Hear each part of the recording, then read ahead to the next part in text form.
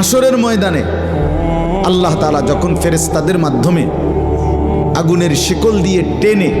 জাহান্নামকে হাসরের মাঠে এনে দাঁড় করাবে, মনে করেন এখানে আইনা রাখবে, আমরা সবাই তাকাবো এরকম। হাসরের মাঠে যখন জাহান্নামকে আনা হবে, এই জাহান্নামের দিকে এক নজর তাকাইয়া হাসরের ময়দানের সমস্ত নাফরমান পাপী বেঈমান আবারও বলবে আল্লাহর কাছে, রব্বানা আখিরনা ইলা আজালিন করিব, আল্লাহ একটু সময়ের জন্য দুনিয়াটা আবার ফেরত দেন, হায়াত আবার ফেরত,